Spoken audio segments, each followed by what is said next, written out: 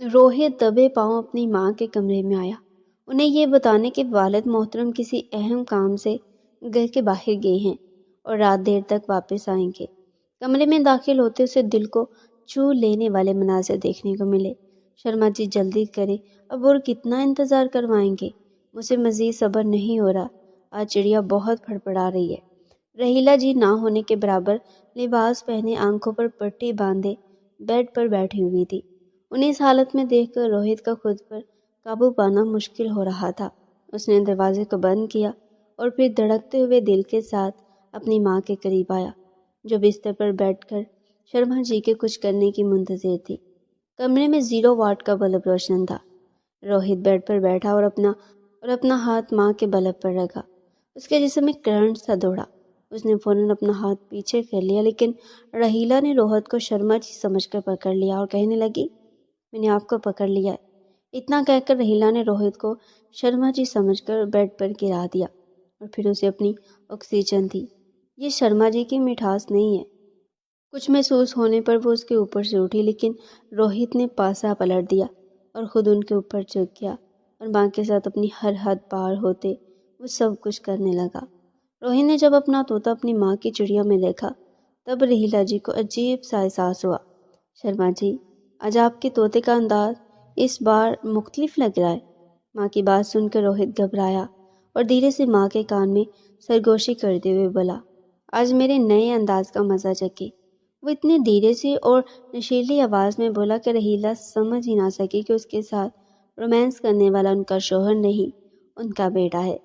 रोहित सारा रोमांस करने के बाद आखिरी गलती ये कर बैठा कि मोहब्बत का निशान छोड़ गया। शर्मा जी, ये क्या है? वो अचानक चौंक पड़ी।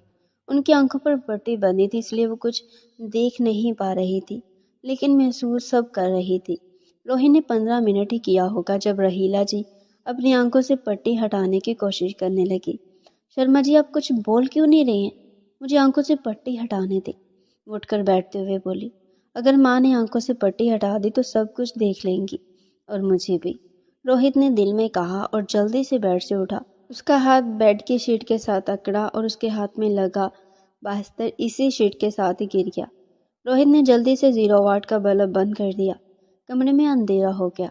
रोहित अंधेरे का फायदा उठाकर कमरे से निकलकर अपने कमरे में आया और आंखें मूंद कर बिस्तर में घुस गया। वो गलत हरकत करके आया था, इसलिए डरा हुआ था। शर्मा जी, कमरे में अंधेरा क्यों कर दिया है? रहीला ने अपनी आंखों से पट्टी हटाई तो सब कुछ अंधेरे में डूबा हुआ पाया। जल्दी से उठकर कमरे की लाइट ऑन की। मुझे ऐसा क्यों लगा जैसे मेरे साथ शर्मा जी ने नहीं बल्कि किसी और ने कुछ किया हो, और शर्मा जी भी कमरे में नहीं है। रहीला फिक्रमंद लहजे में बोली और कपड़े पहनकर कमरे से बाहर आई। वहां भी कोई नहीं था।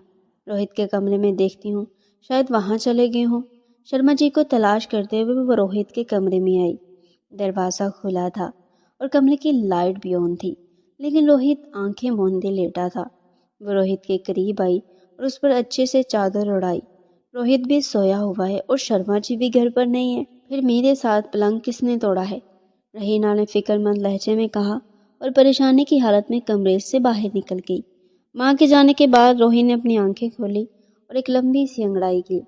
आज तो मेरे तोते को सुकून मिल गया है। बहुत ही मज़ा आया है अम्मी की चिड़िया से पानी निकाल कर।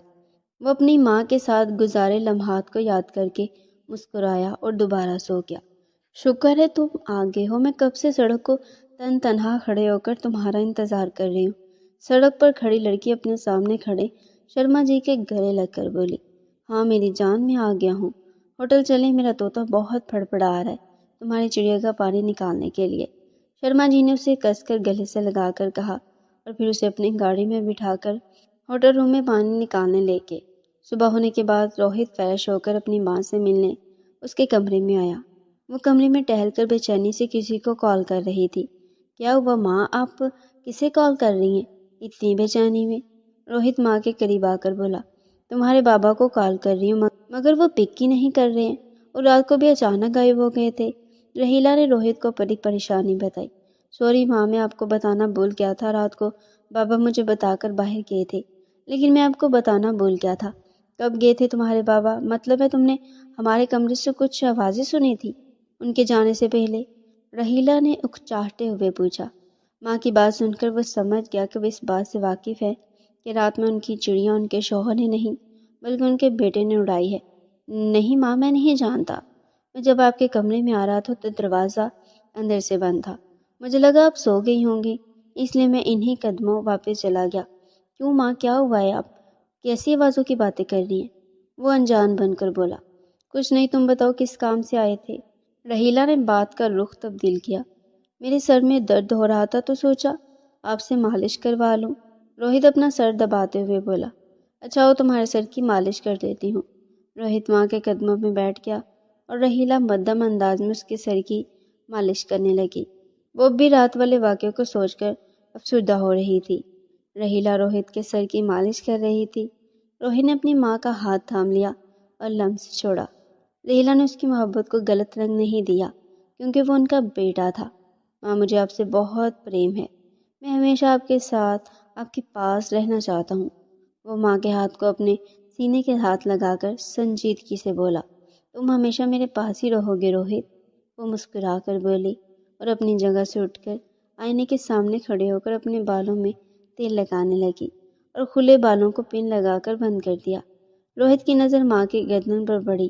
گردن پر موجود نشان دیکھ کر اس نے سختی سے اپنی آنکھیں موند لی۔ یہ نشان اگر بابا نے دیکھ لیے تو ماں کو غلط سمجھیں گے، روہت نے دل میں کہا اور زمین سے اٹھ کر اپنی ماں کے قریب آیا۔ ماں، تم میک اپ کیوں نہیں کرتی ہو؟ اب میں تمہیں میک اپ کرتا ہوں۔ اس نشان کو چھپا پانے کے لیے اس نے میک اپ کا سہارا لینا چاہا۔ نہیں، میں خود کر لوں گی، وہ اپنی گردن پر موجود نشان پر ہاتھ رکھتے ہوئے بولی۔ تم کمرے سے باہر جاؤ، میں کپڑے تبدیل کر لوں، رحیلہ نے کہا۔ وہ زیر لب مسکرا کر کمرے سے باہر نکل گیا اور ٹی وی لاؤنج میں بیٹھ کر ٹی وی دیکھنے لگا۔ اچانک اس کی نظر اپنے ہاتھ پر پڑی۔ وہ میرا باسٹر کہاں گیا ہے؟ رات میں تو میرے پاس تھا۔ باسٹر کے کھو جانے پر وہ پریشان ہو گیا اور گھر میں تلاش کرنے لگا۔ ماں کے نشانوں کو بول کر اسے اپنے باسٹر کی فکر ستانے لگی۔ شرما جی، آپ مجھے اپنے گھر لے کر تو جا رہے ہیں، اگر آپ کے بیٹے اور بیوی نے آپ سے میرے بارے میں پوچھا تو کیا کہیں گے؟ میں کیا غلطی ہوں آپ کی؟ کومل گاڑی ڈرائیو کرتے ہوئے شرما جی سے پوچھنے لگی۔ کہہ دوں گا جان ہو تم میری، انہوں نے آنکھ مار کر کہا۔ سچ میں آپ ایسا کہیں گے؟ کومل نے مسکرا کر کہا۔ میں پاگل نہیں ہوں جو ایسا کہوں، ایک ہی ہفتے کی بات ہے، میں عزت دار آدمی ہوں، ہر دن ہوٹل میں نہیں آ جا سکتا، اگر کسی جاننے والے نے دیکھ لیا تو عزت کی دھجیاں اڑ جائیں گی، شرما جی نے گاڑی بریک لگا کر کہا۔ کومل نفرت بھری نگاہوں سے انہیں دیکھنے لگی اور سوچنے لگی کہ ایک یہ شرما جی ہے جو عزت دار بن کر اپنے مزے کے لیے لڑکیوں کی عزت خراب کر رہا ہے، اور ایک وہ لڑکا تھا جو رات کے آدھی پہر بھی وہ لڑکی دیکھ کر اپنے آپ پر قابو پا لیا۔ کاش وہ لڑکا مجھے دوبارہ مل جائے تو میں اسے اپنا بنا لوں، کومل روہت کے بارے میں سوچتے ہوئے بولی۔